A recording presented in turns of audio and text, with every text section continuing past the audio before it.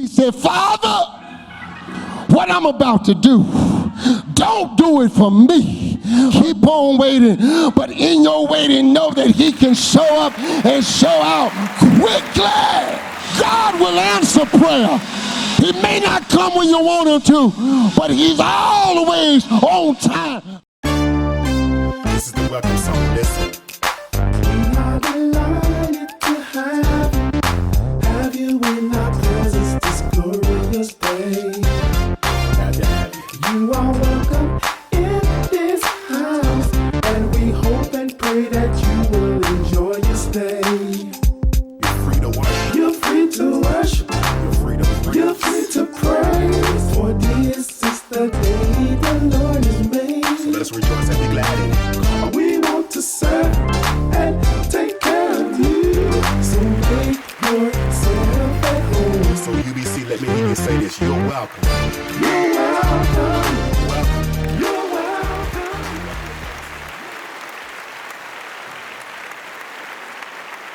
For this particular time and this special day, I want to talk about this thing was not done in a corner. This thing was not done in a corner. We cannot begin to celebrate this graduation and education Sunday without thinking about the painting painted by Ernie Barnes entitled The Graduate. This painting by Ernie Barnes called The Graduate depicts his signature use of neo-mannerist with his signature style of serpentine lines, elongation of human figure, clarity of line, unusual spatial relationships, painted frames, and distinctive color palettes. Barnes, who would put 16th century Michelangelo and Raphael to shame with this painting and other paintings. But in this painting, The Graduate, it shows an elongated figure walking proudly in a cap and gown. If you will look at that portrait right there, you can see that painting called The Graduate. He has a diploma in his hand, and he's strutting. He is stepping. He is walking in a cap and gown. But there's more to that picture than meets the eye. Barnes, when you look at it, has this figure dressed in a robe.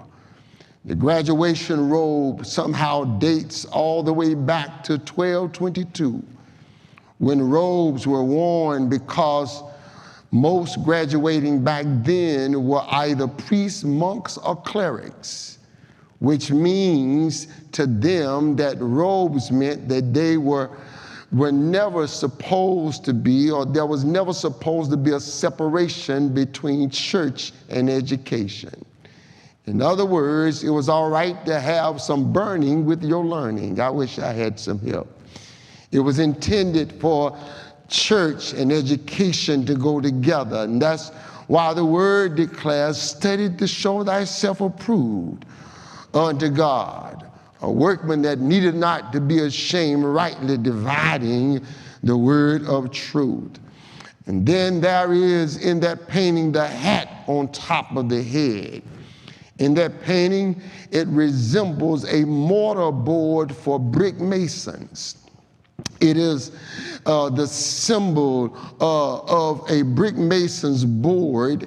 It resembles a brick mason's board, and it symbolizes the work of a master, meaning that the one who wears the cap, the graduation cap, has proved himself to be a master in a particular area. I want you to know it says that you have completed a process in the work. Aren't you glad that God kept his word and finished the work that he started in you? So when you arrive at graduation celebration, you ought to thank God, come on, and give God a hand praise that he finished part of the work that he started in you. But then Barnes shows in that painting the elongated figure strutting with a diploma in his hand. The reason that he's strutting is because when you got education in your hand, you walk differently, you think differently, you dream differently. When you get it, you got to let everybody know that this thing was not done in a corner. That's what I want to talk about for just a few moments. And that's what we find here in this text. We find a place where Paul and the other apostles are in the midst of serious transition. And they are now graduating to another place of the faith, for the apostles' of faith had turned now into ruins, because by now following Jesus was not working out so well for the apostles. Because even though he resurrected from the dead, there was no physical evidence that they had to show that it really did occur. I mean, they were preaching about a Jesus who lived, but nobody could produce a birth certificate. And they were preaching about a man who died on the cross, but actually he died, and that was the point that the non-believers reminded them of, is that yes, he did die. And they were telling people that he got up with all power in his hand, but there was no actual receipt, no physical evidence to substantiate that he did get up with all power in his hand. In many words, they had proof, but they had no evidence. The only thing that some of those who did follow him had to hold on to was a rumor that kept showing up on the Jerusalem Facebook page or the Palestinian Instagram site that simply said, yes, he did get up with all power in his hand. And now in the text, we find a place where the Apostle Paul is defending his faith. And Paul spent much of his time establishing the church, remaining steadfast in the doctrine and showing favor to all men and women. Paul faced attack because he once believed in Jesus or didn't believe in Jesus, but now he's going around preaching about this man named Jesus. But now Paul has already defended him in 3 different courts. In the court of Festus, he told them that yes, I am the tent maker from Tarsus. I am the converted murderer of the saints. And all I have to say is that living, he loved me. Dying, he saved me. And buried, he carried my sins away. Rising, he justified me and freed me forever. And one day, he's coming back. What a glorious day. In the court of a man by the name of Felix, he shows up with the same testimony, if I could abbreviate the testimony. And he all but shows up and says, living, he loved me. Dying, he saved me. Buried, he carried my sins away. Rising, he justified me. Free me forever. And one day, he's coming back. What a glorious day. And then later on, he had to go to the court of a man by the name of Festus again. But when he got to the court of Festus, his testimony had not changed. He was still declaring essentially that he loved me, dying he saved me, and buried he carried my sins away. Rising he justified me and freed me forever. And one day he's coming back. What a glorious day. So by the time he gets to this king by the name of Agrippa, he had already repeated this testimony at least 3 times. So when Agrippa asked him, why do you keep on preaching? Why are you preaching? By what authority do you lay hands and the sick recover? By what authority do you speak and demons tremble? By what power do you preach so that the gospel does not make you ashamed? By this time, Paul was so tired of preaching and tired of giving his testimony that all Paul said was, all I know is that what he did for me, it was not done in a corner. I wish I had some help. The one that died on a hill, the one that was in an open field, help me, Holy Ghost, the one that hung on the cross, what he did for me, he did not do it in a corner. When Agrippa heard this, he said, y'all leave this man alone, for he has almost convinced me to even become a Christian. But what I like about Paul is that Paul says that what the Lord has done for me, it was not done in a corner. Church, I want you to know that on this special day, I'm so glad that Paul said that this was not done in the corner, because it lets me know that there are times when God will bring exposure to your life. Here is my message. This is what graduation is all about. Graduation is about the time when God brings you out of the corner of a study hall, the corner of going to class, the corner of burning the oil late in the night, the corner of getting homework done, the corner of sacrificing weekends to write papers and read books, the corner of giving of your time to get your education right. Graduation is God bringing you out of the corner and putting you in the center so the world and everybody that knows you can see that what you and God have done, it was done, and God is now bringing you out of a corner. Don't you know it's a miracle that you are sitting here today? Because according to national statistics, there are less students graduating from high school this year than in the past 10 years. Some have attributed that to the perplexity of the pandemic. Did you not know that 57% of students enrolled in college takes more than 6 years to graduate? Out of this 57%, 33% of the students drop out of college. 28% of the students drop out before they even become sophomores. So here you are sitting here today in a cap and a gown. You ought to give yourself a hand praise, because if it had not been for God on your side, you could not call yourself a graduate today.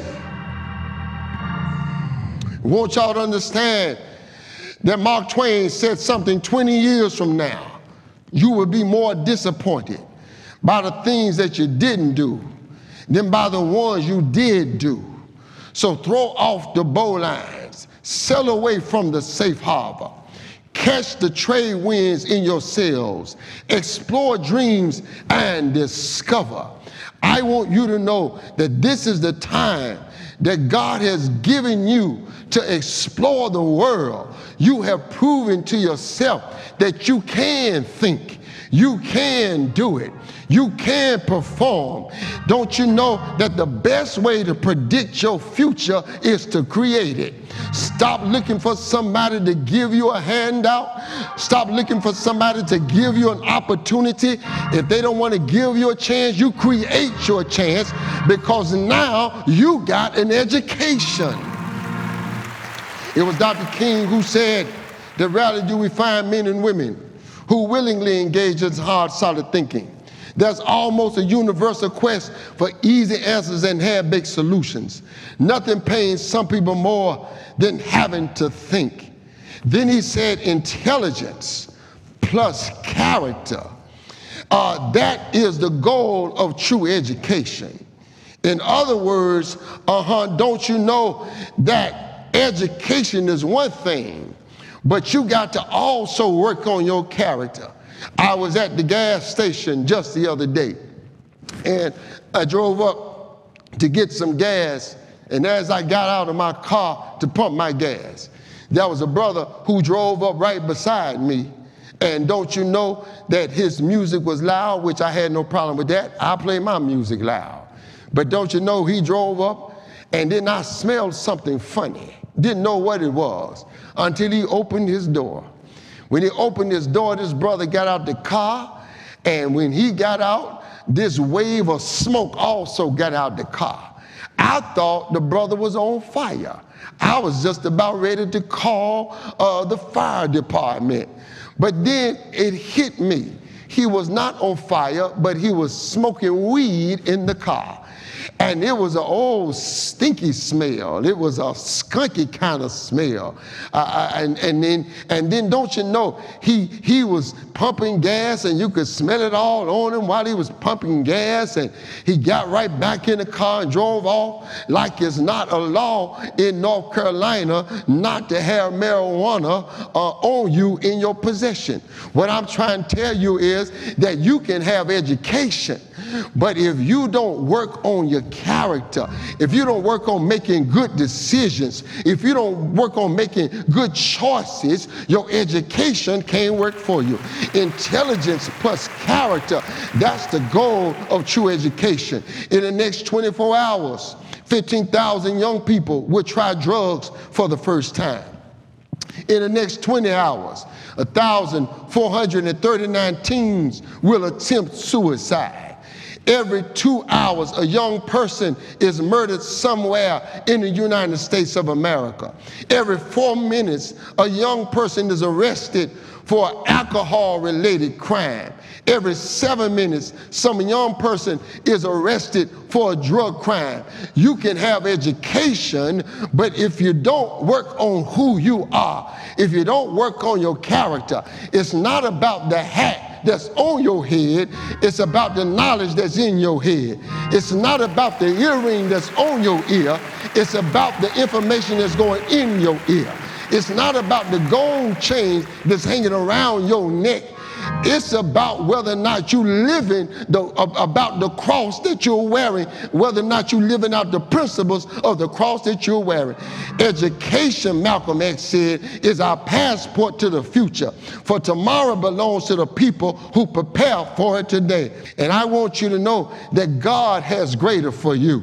Those of you who are going to college, when you get your bachelor's, go back and get your master's. Go back and get your doctorate. Go back and get your PhD and get another one and then write a book. Those of you who are going to the military, be determined to move up in the rankings. Help this nation become a better nation. Those of you who are entering the workforce, learn to do your job well so that you can get a promotion one day that will make a difference for many who are also working. Those of you who are staying home with your parents, what you're going to realize is that you can't live off your parents all of your life. But you got to own up and learn some responsibility and make some strides on your own. God didn't do this thing in a corner. And today, I want you to know that I'm not talking about negative exposure, the stuff that you've done that you were not proud of. But I want you to know that when you look at your life today, God is blessing us. And I want you to know that this thing was done in a corner. Can I help somebody this morning to know that God has blessed us and that God has elevated us and that God is now bringing us out in front of everybody to let everybody know that God has made a way for us. And as I begin to move to my close, I want you to know that as you are being elevated on today, I want you to know that God didn't do this thing to keep us in a corner.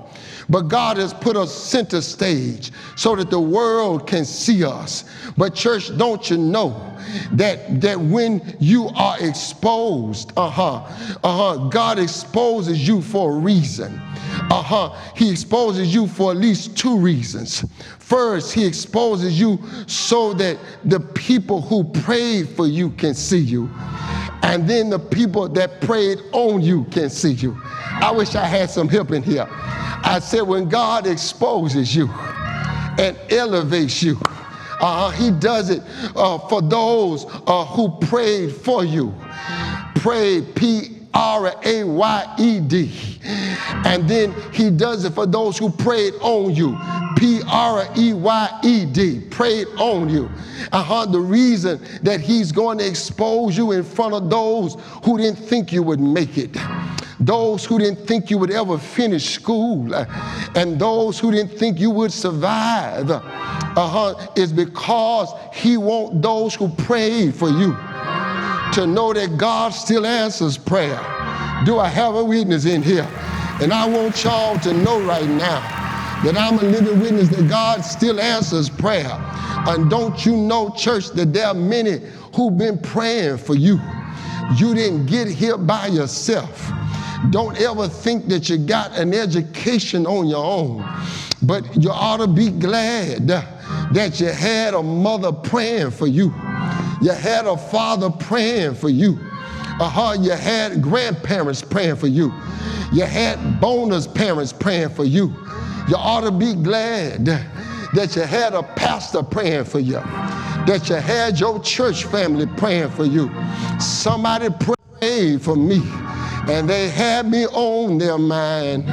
They took the time to pray for me. And graduation says that God still answers prayer. Do I have a witness in here? And don't you know that that's what he did? He answered prayer when you graduated. And that I'm reminded that God still answers prayer. I'm reminded that that's what he did for that woman who went across the stage just the other day. I believe that it was at North Carolina A&T, at the graduation some time ago, when a woman started shouting and she started praising when she got her degree. And don't you know, church, some people don't understand why you can't sit down right now. They don't know why you're rocking with your arms folded from side to side.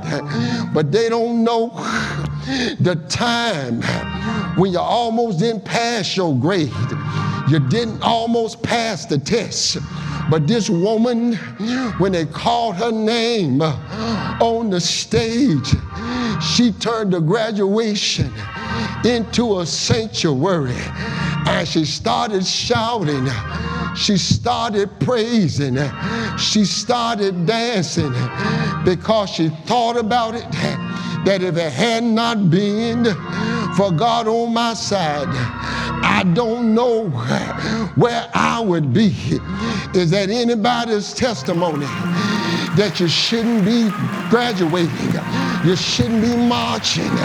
You shouldn't have a gown on. You shouldn't be wearing a cap.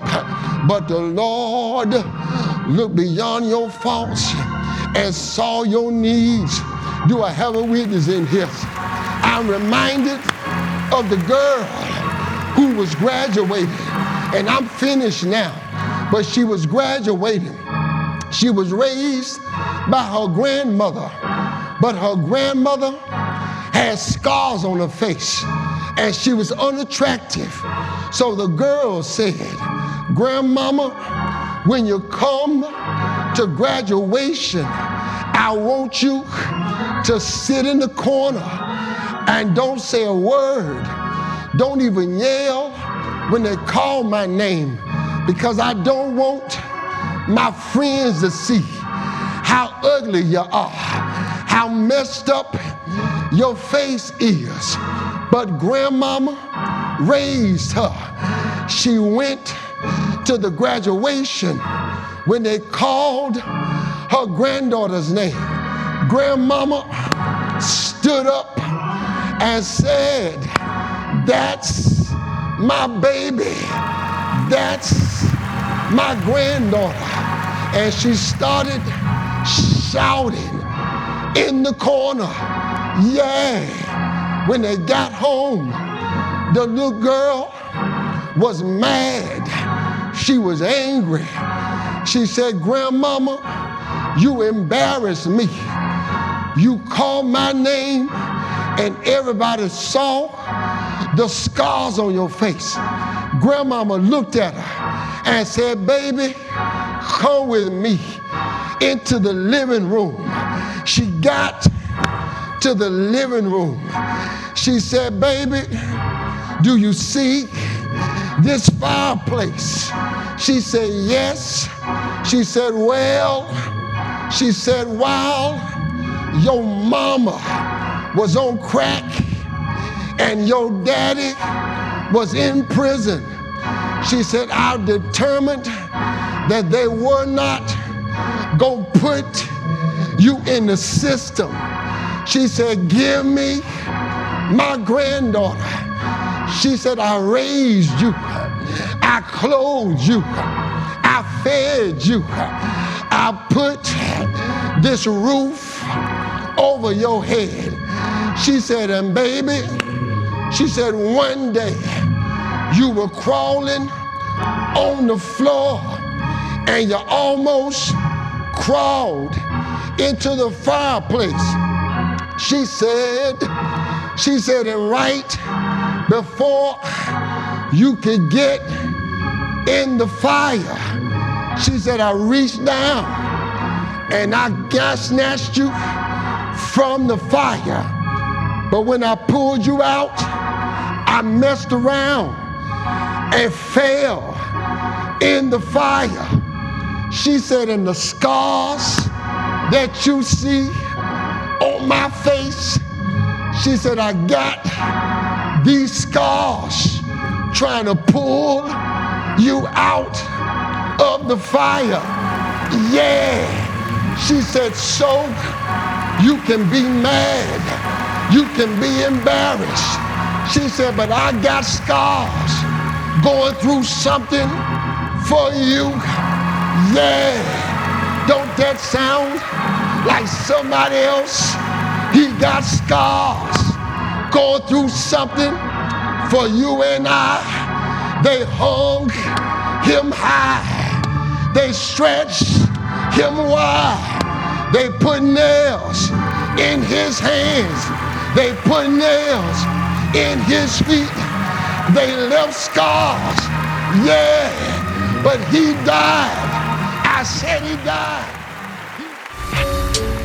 We invite you to make a contribution to the ministry. Through your giving, we reach our community and expand his kingdom. And we recognize the one who gave us everything. To give, you can use technology. Use the Push app or go to Giving page on the Union Baptist website. Use the Cash app. $UBC 1203. Use the Givelify app. Union Baptist Church, Winston-Salem. Let us show love through giving.